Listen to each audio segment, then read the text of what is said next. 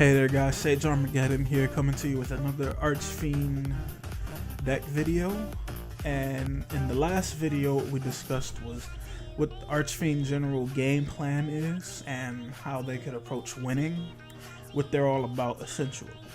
In this video, what I want to discuss in further detail is the tools that you actually use and to break down some of the card choices. Now, I'm going to divide this into 3 parts. This first video is going to go over the useful cards, while the second and third videos will be going over the not so useful cards and the support cards that are splashable in Archfiends in general. Now, these lists are not going to be all inclusive, as there are a lot of variables and card choices that I'm completely unaware of that might actually make Archfiends top tier. No, I'm kidding about that, but it's not going to be all inclusive. But with no further ado, let's get started, shall we? Now, the first card I want to mention is Falling Down. Now, this card is basically Snatch Steal. It states when you activate this card by targeting an opponent's monster, equip this card to it, take control of it, destroy this card unless you control an Archfiend card. During each of your opponent's standby phases, you take 800 damage. Now, basically, this card is, like I stated, a Snatch and Steal, but for Archfiends. Now, you have to have an Archfiend card. That's the downside, I suppose you could say, but depending on how you build the deck in general, you shouldn't have too much trouble with that. This card is very powerful. As I discussed in the last video, taking your opponent's monsters is a very powerful mechanic, and the majority of cards that allow you to do so are either banned or limited. And there's a reason why, because it's a powerful mechanic. Robbing your opponent of a resource while gaining one all-in-one move can be devastating in the right scenario, obviously. So this card, I would say you would want to run at least 2 or 3 copies depending on the build that you're using. I would highly recommend not running only one copy or 0 copies, because this is arguably Archfiend's best card. This will allow them to beat any deck that you can actually target the monster and take it, if you play your cards right and your opponent doesn't absolutely demolish you from the get-go. But I digress. So that's Falling Down. So what's up next? Next we have the Archfiend field spell card, Pandemonium. Now this card reads, neither player has to pay life points during the standby phase for Archfiend monsters. Each time a player's Archfiend monster or monsters is destroyed and sent to the graveyard except by battle, that player can add one Archfiend monster from their deck to their hand with a lower level than the destroyed card. So basically, this card, it helps you to maintain resource flow in a deck that would have trouble keeping up with competitive decks. The life points, negating the life points is a cool bonus. It's sort of like a card that says destroy 1 card on the field, then gain 1,000 life points. The 1,000 life points is just an extra. It's just a cherry on top. That's basically all it is. So it's the life point effect is negligible, but it's nice to have, I guess, just in case. But what you're really concerned about is the ability to get more Archfiends every time one of your Archfiend cards is destroyed. This will effectively allow for you to keep the resource flow coming. And when, let's say your Emperor is destroyed, Archfiend, First Lord of Horror, let's say he gets destroyed, you can search for any Archfiend in your deck that's a lower level than 8. This will help you to actually make plays without too many fears of repercussions. Archfiends are a bit slow and they can't really capitalize off of the strength of this card as much. However, it's always nice to, when you play an Archfiend card, you get paid for it, as I like to say. You get a resource in return if something goes awry. If your opponent Raigeki's one of your Archfiends, guess what? That's a -1 for them. And for those that are really new and don't know this, I have lessons that I'm working on, and we're going to build up to going over some of the jargon and terms used in Yu-Gi-Oh! But for those watching this that aren't necessarily new, yeah, it can turn a lot of situations into a minus for your opponent if you play it right. So Pandemonium is a very good card. I would say it's better than the other field spell by a long shot. But yeah, it'll be something that if you're an Archfiend player, you want to test out for yourself and see if it's something that you want to use. So then the next card we have Archfiends Roar, trap card. This card states, pay 500 life points, then target one Archfiend monster in your graveyard. Special summon that target, and it cannot be attributed under any means. Destroy it during the end phase of the turn. This card helps to give Archfiends a bit more tempo. It allows them to actually make some kind of spammy play, even though it's not really that great because it's a trap card. You have to set it first, but this makes for some nifty plays with Archfiend Harris or even Archfiend Emperor and the Pandemonium Archfiend build. This card allows you to, say for example, one thing that I like to do with it is it helps me to mask my back row, because a lot of people in this game love to blind MST for some reason.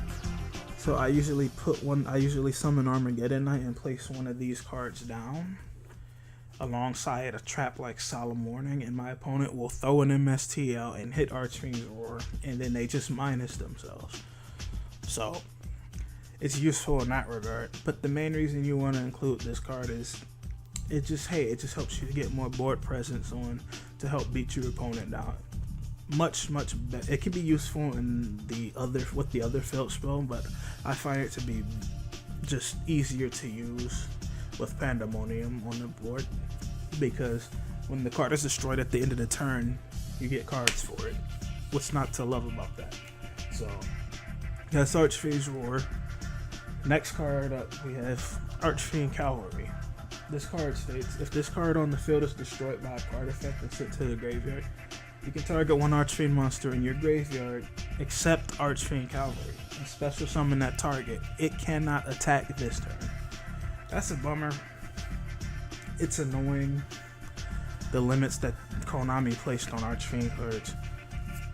This card is, I would definitely say, to run about 1 or 2.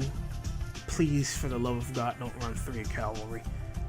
In my experimentation, this card, it's going to be a scenario in which if you draw too many of these in your opening hand, you don't want to see this card in your opening hand.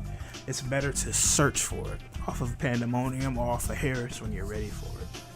Because if you open with this card, Archfiends don't, outside of a single Foolish Burial, they don't have a way to actually set the graveyard up that doesn't require normal summoning and then ending your turn and then waiting until the next turn. Now, Yu-Gi-Oh! Is all about speed. Any skilled player or decent player will probably know that.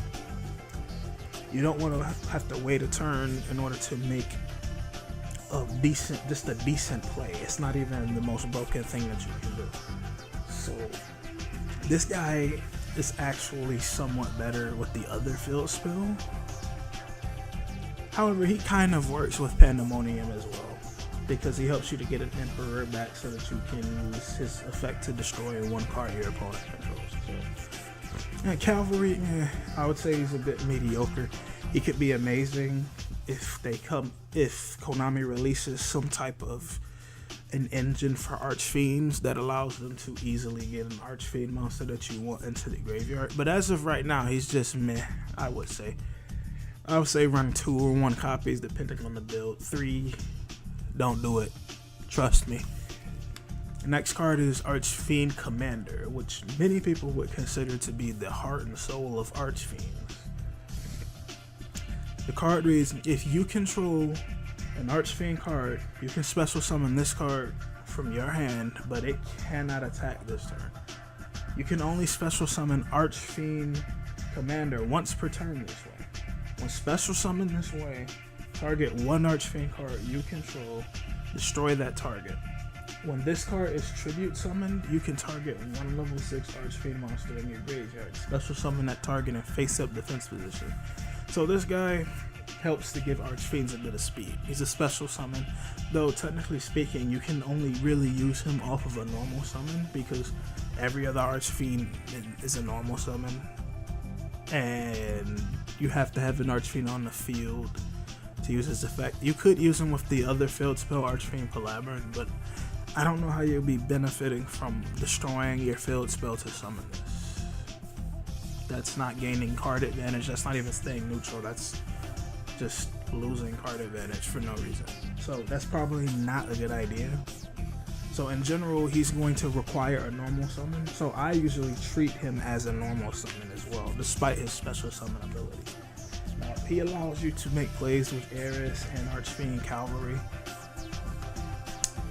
in order to search your deck off of Eris or off of Cavalry to get another Archfiend card from the graveyard. Perhaps another commander so that you can go into a rank 6. And this card is a bit of a dilemma because it's literally he and Cavalry are like white on rice. They're basically meant for each other. But this will require you to use the other field spell, Archfiend Palabyrinth, which I don't find to be very good, in order to really maximize his ability to summon another Archfiend, because as you can see, when you summon him, he can't attack. So if you use him in Pandemonium, he's better in a sense because any Archfiend becomes a viable target without you losing resources, because you can just blow up any Archfiend to summon him and then you get to replace the Archfiend with another monster. However, Archfiend Commander is just going to be there so that your opponent can destroy him or take him or whatever it is that they want to do, bounce him back to your deck, etc, etc. So the problem that you're going to find with that is that he flows better with Pandemonium, but he was almost built for Palabyrinth, the other field spell. So, but if you run him with Palabyrinth, your targets for his effect are more limited. What do you have? A few Erises and possibly Archfiend Cavalry if you have your graveyard set up. You don't want to be in a situation where you have 3 Archfiend Emperors, a Palabyrinth, and Archfiend Commander. That means in order to play, you're gonna have to destroy your Archfiend Emperor just to summon a commander to sit there so that your opponent can destroy him. It's an iffy situation, but I would say, depending on what you're doing, if you're, for some odd reason, you're running a deck that heavily limits special summoning, perhaps you're using Pot of Duality or something to that nature, then maybe 2 copies of them. But if you're running Archfiends, I would say 3 copies, unless it's a very special reason, because it just allows you to give Archfiends just a little bit of speed that they have to not be completely destroyed. So that's Archfiend Commander. That's my take on him. Yeah, what can you do, right? So the next card we have is the big boss himself, Archfiend Emperor. The card reads, you can normal summon this card without tributing, but its original attack and defense become half. If summoned this way, it is destroyed during the end phase. You cannot special summon any monsters except fiend type monsters. Once per turn, you can banish 1 Archfiend card from your hand or graveyard, then target 1 card on the field and destroy that target. So this guy is like a poor man's Dark Arm Dragon or Master Hyperion, you can say. He's not as good as Dark Arm Dragon, obviously, but he's okay. Now, the first thing you'll notice, he's a level 8, which normally level 8s are bricky cards that have an issue with actually being able to be summoned out effectively. However, what you're going to find with him is that you can normal summon him for half his attack. This will make it so that you can run this card without worrying about your hand bricking too hard with a bunch of level 8 monsters that you can't use. So that's really good. He's neat with trade-in if you actually built the engine for the system engine right to use it with. He's good for getting it from the graveyard with cavalry. If you're running the Labyrinth build, it could be interesting to get 2 of these guys out. That's usually a game over scenario if your opponent does not have anything to stop you from attacking them with these. But he's just a pretty good card. In Pandemonium, I find him to be more useful in that build because if you have him in your hand and you have a way to get to Pandemonium, you can just summon him out, blow up your opponent's stuff, and then if he goes to the graveyard, you get to search your deck for Archfiends. Or you can blow him up with Archfiend Commander to maintain board presence and still search your deck for more Archfiends. If you have Labyrinth, it's going to be a bad time. Because you're going to summon this card in your opening hand, and then he's going to die and you're going to lose a resource for free. Pandemonium, if you open with him, and he's the only monster you have to defend yourself with, but you have a Pandemonium, then you can just summon him and then search your deck. So I really think he's just better than Pandemonium, to be honest with you. Pandemonium's just the way to go, pretty much. But Archfiend Emperor, I would say run 3 to 2, depending on what you're doing. If you're running Pandemonium, 3. His effect goes very well with Pandemonium. It's like it was built for it. If you're running Labyrinth, I would say 2 or 0. 2, 1, or 0. It depends on what you're doing. So, and in one of the other videos, I'm gonna go over the other failed spell that I keep bringing up, so that we can discuss, it in greater detail. But for now, that's Archfiend Emperor. And next up, we have Archfiend General. Card reads: you can discard this card to the graveyard to add 1 Pandemonium from your deck to your hand. If this card on the field, if this card is on the field but Pandemonium is not on the field, destroy this card. So pretty much this guy is just terraforming. That's it. He helps you search for Pandemonium. And you'll notice that there's a decent enough engine here, because if you throw this guy out, you now have food in the graveyard for not only Archfiend Emperor to blow up your opponent's cards with, but you also have a target for Archfiend Cavalry. Isn't that neat?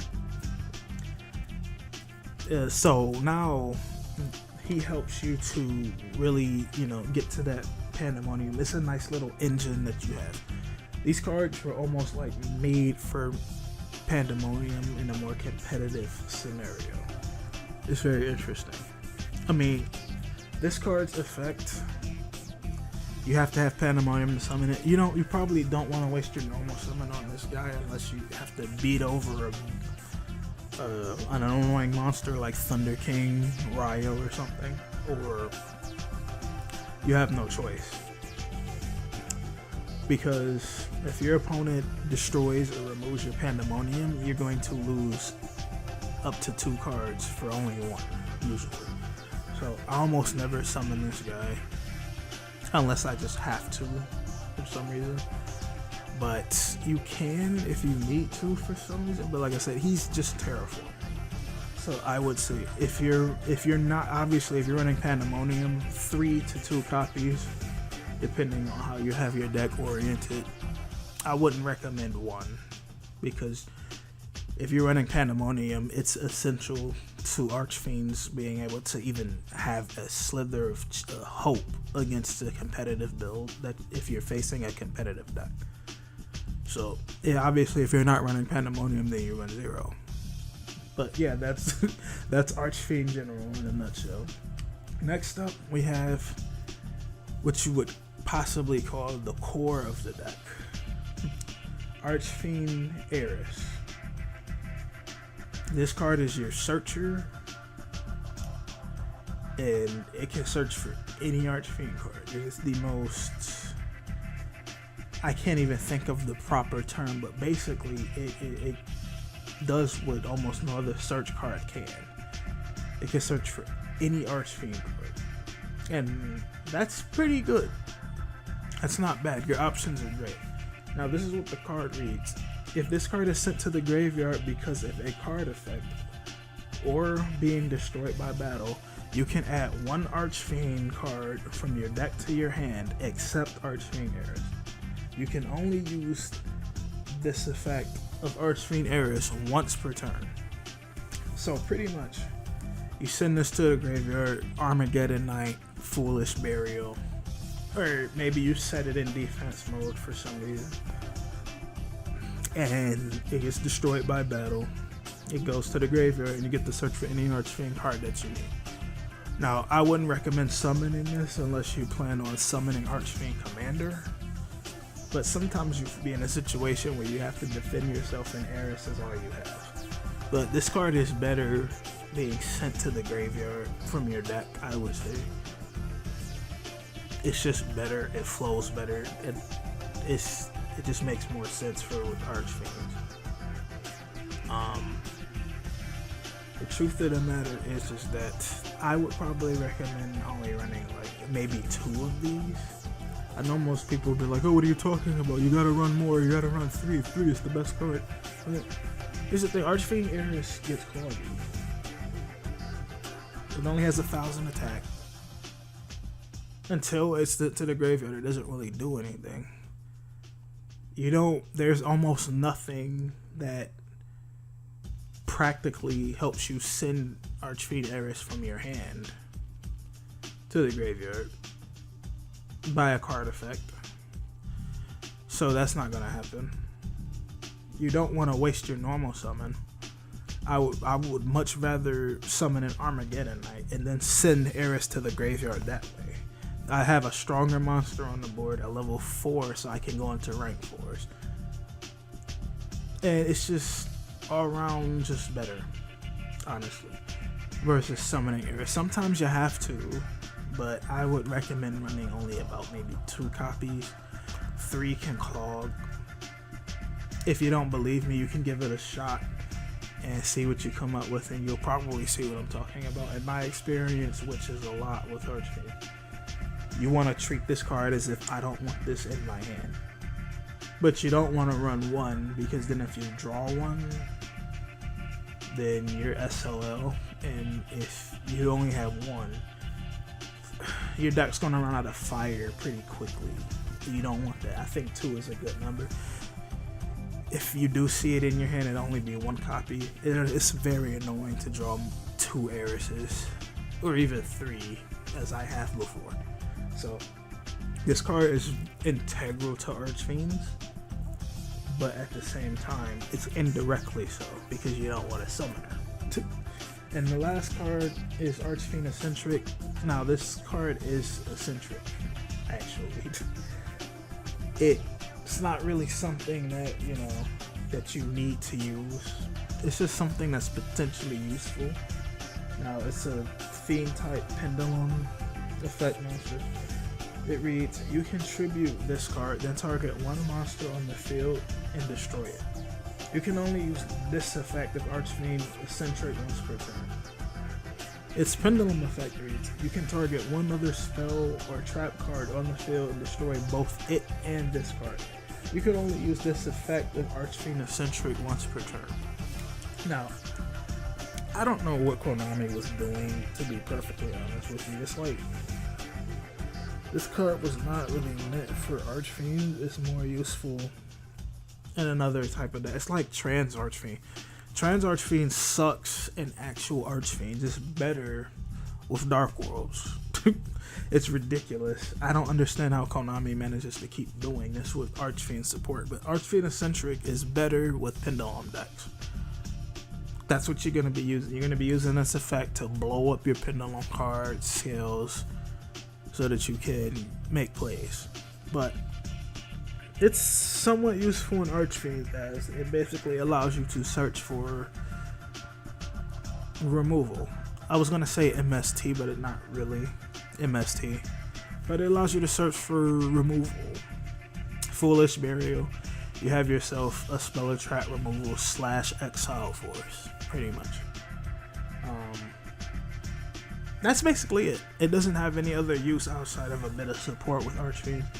You can make a deck perfectly well without running this card. This is just an option, I would say, but it's useful, so I included it in the useful section.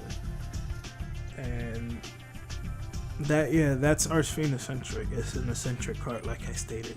But try it out for yourself, and maybe you'll find a good use for it that I didn't even know or was aware of. But that's basically it for this section. That's all the useful Archfiend cards.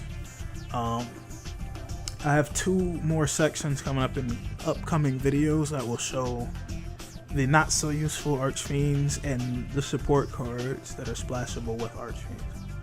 So that's it for the useful Archfiends. Sorry if the video is a bit long, but I wanted to break it down decently well. And that's basically it for all of those. So yeah, if you guys have any questions or concerns, or if you have any knowledge that you would like to spread as to these cards, or if your thoughts are different on the cards, feel free to leave a comment and let me know what your thoughts are.